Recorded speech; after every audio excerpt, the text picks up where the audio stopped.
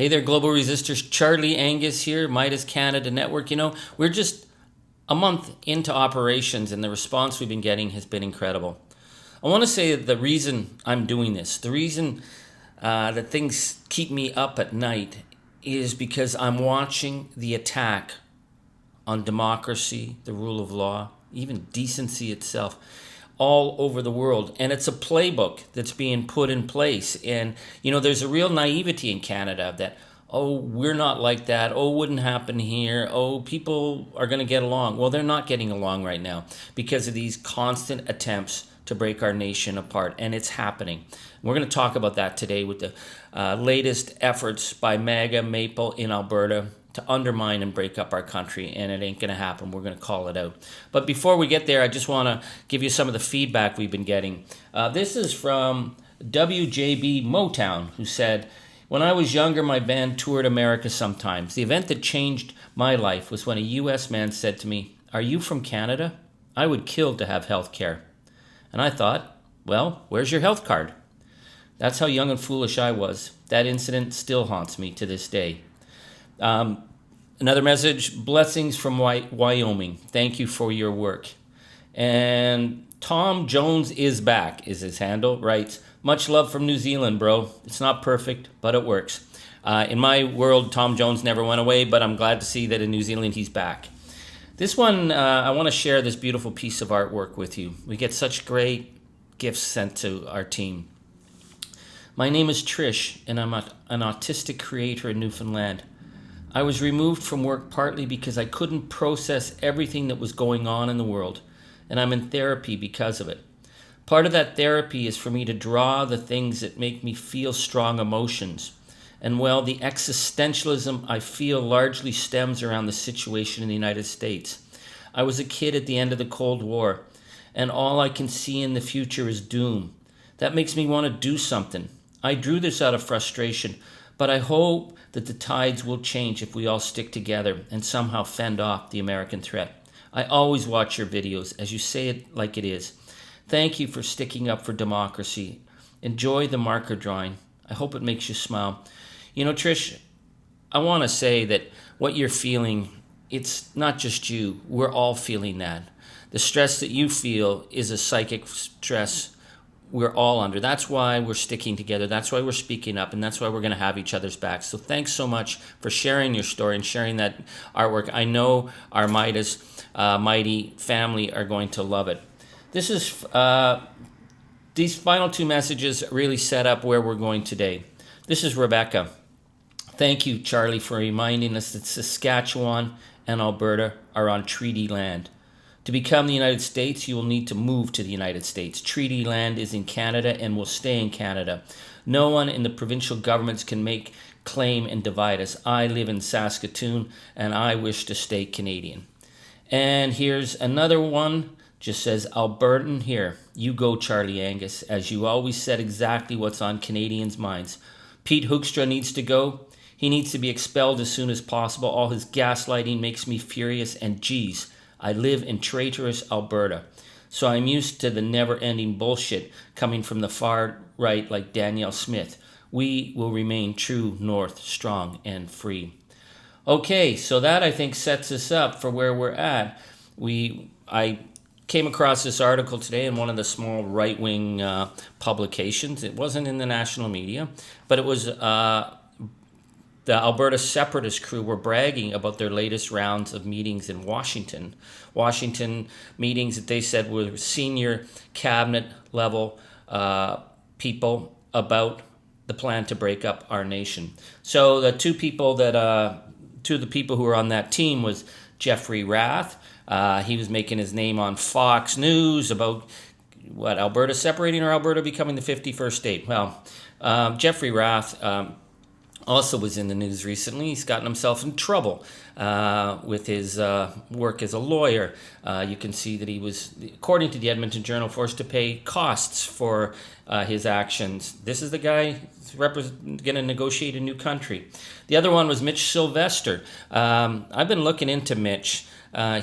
In his public presentations, there was one where he was comparing, apparently, people in Alberta to the Jews in the Warsaw Ghetto. I find that really troubling. What happened in the Warsaw Ghetto was one of the most horrific crimes in history. And when I'm in Calgary and Edmonton, I don't see people being pulled out in the streets like what happened in the Warsaw Ghetto. And yet, again, this is the kind of representation of people who are negotiating to break up our country behind the scenes. We shouldn't be surprised, because if you look at Vladimir Putin's playbook of the attempts to create these false pro-Russian governments in Crimea, in the Donbass, the people that he came up with were certainly not credible political figures at all. But this is the second meeting where the MAGA Alberta team have been down there talking about separating. They were bragging. They said, we had a very productive meeting at senior level with the Trump administration. And one of the people that was in our meeting left to go directly to the Oval Office. In April, they were back down. They were there for the first time, and good article by De Smog Investigations states that Dennis Modry, who was part of the Alberta team, said, quote, we talked about a $500 million transition loan that we'd only draw down on as necessary as we worked with the U.S. to transition from a province to a country. So they were talking about money on the table to break up our nation. And then Modry also stated, according to this article, that they had a plan to prop up Alberta's currency. Well, Alberta doesn't have currency. There's Canadian money. But they said the U.S. agrees to take every Alberta citizen's Canadian dollar and then exchange it for one U.S. dollar. That's what they're talking about, folks. You're not seeing this in the mainstream media. And again, lest you think, well, these guys are crackpots, and I agree. Lest you think that they are just marginal, and I agree. They would make perfect puppets for campaigns of disinformation, because if Danielle Smith gets the referendum going, you are going to see our nation be rocked by rage disinformation, offshore bots, direct interference by the United States. This is what's on the table right now as our country's being threatened. And speaking of Danielle Smith and her referendum, well, she's just out there stoking the fires again. So she's announced that she is leading the charge to create a new pipeline through British Columbia for Alberta oil. She says that she's applying to the federal projects plan. And so the media love this. The media love, is Ottawa being mean to the West? We just paid $34 billion to build a pipeline for massively rich oil companies. That was to the tune of between $500 and $1,200 for every household in Canada. Money taken out of families' pockets to pay the richest companies in the world to build them a pipeline. That's not nearly the end of what we've given big oil. Now, the TMX pipeline, there is no business case for it. They're making oodles of money off it. But in order to get the money back for what it cost, well, who's going to get the money back? The government promised us that there would be a private sector buyer and they would pay for the full cost and we'd get our money back. Well, no company's stepping up to buy the pipeline. Why not? Well, because the cost was so high to build it. The only way you make your money back for the pipeline is it's called the toll fees. So every barrel of pipeline, barrel that goes through the pipeline, you charge a fee on and you amortize it over, say, a 30-year horizon, and then you figure out how to get your money back. Well, it doesn't matter how much they figure, it'll never make the money back if the pipeline has to charge the price that it needs to charge. So initially, the plan was they were going to get to ship their oil down the pipeline at only 22 cents on the dollar. The rest was going to be paid for by the Canadian public. 78 cents on the dollar we would pay to subsidize the richest companies on the planet. Then they decided, well, we'll make the rates a little fairer. So now we're paying about 52 cents on every dollar. You didn't hear that on Power and Politics, did you? You didn't hear that on the nightly news, that we are subsidizing the massive profits of the oil industry, 52 cents on every barrel shipped. And still no company is going to step up, because they know if the public got wind of that and the companies actually had to pay the full toll fees, the pipeline would stop working. So why is Danielle Smith claiming that she's going to create a new pipeline? Well, work with me here. This is not about building a pipeline. There is no proponent to build a pipeline. There is no business case for building a pipeline. Danielle Smith is putting up, she says, $14 million to study possible routes for a pipeline, and she's demanding that Ottawa give her support. She's setting up a war here. She's setting up Mark Carney to be the fall guy because there's no business case.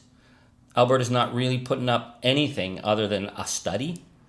But what she's going to argue, and you're going to see this play out in the media again and again and again, they're not going to talk about the fact that there's no business case. They're going to blame the tanker ban. You see, on the British Columbia coast, because the coastline was so fragile, they put a tanker ban in to stop oil being shipped along the coast. She is going to blame the tanker ban for robbing Albertans of their future. So that sets up a fight with British Columbia. It sets up a fight with environmentalists. My God, MAGA loves fighting environmentalists. It sets up a fight with Ottawa, all for a pipeline that nobody's stepping forward to build. But what is this going to do? This is about stoking the rage of the MAGA base, of creating these straw men that can be set fire to as Danielle Smith pushes forward this referendum on breaking up our country. That's the playbook, folks. Keep your eye on it. I'm going to end by quoting someone that I never thought I would quote, Jason Kenney, the former leader of the far right in Alberta. I've known Jason for 20-some years. I mean, Jason Kenney really was the one who shifted the Alberta conservative movement from being conservative to opening the doors to the extremists and the nut jobs. And then they devoured him. And Jason Kenney's become a different guy because he saw what happens when you let the far fringe run things in a province like Alberta. And he said that this referendum is very dangerous. And he said that the people who actually want to break up the country are a very small minority. But listen to what he says. This is why I wanted to share this with you. If you follow them on social media, they're all attacking Ukraine and cheering on Vladimir Putin. Yep. They're all cheering on Donald Trump in his attack on Canada with tariffs and the threat to make us the 51st state. Yep. These are just people who are perennially aggrieved, perennially angry, and this, breaking up our country, is just the flavor of the day for them. I would disagree on that last point. The issue of breaking up our country is the focus of MAGA. Breaking up nations, democratic nations, has been part of the playbook with Putin since the invasion of Crimea in 2013. It's the undermining of the European Union.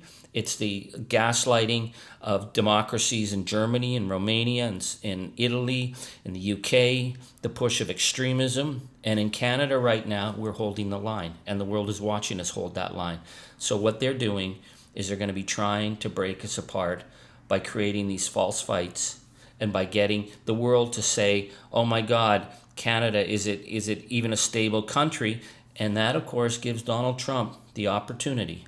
And anyone who watched his recent statement to the American generals where he said that they would use the cities of San Francisco and Portland and New York as basically training grounds for the American army, at a certain point, Donald Trump's going to realize it's more beneficial for him to be targeting Canada than targeting his own citizens. So we can't let that division happen, folks. We just can't. We can't let these small group of quislings and a Vichy government in Alberta undermine our nation at this time. That's the thing that keeps me up at night. But you know what gives me hope is that I see the incredible determination of people in Western Canada. They know they're on the front lines. You in Alberta and Saskatchewan know you're on the front lines. We're going to be there with you. We're going to stand together, and we're going to defeat these creeps. So, help us get to 200,000 members or subscribers. Please subscribe. If you want to follow my essays, it's Charlie Angus, The Resistance Substack. Thanks so much, folks. We keep kicking at that darkness every day, and it's going to start bleeding daylight. So, thank you. Merci. Et miigwech.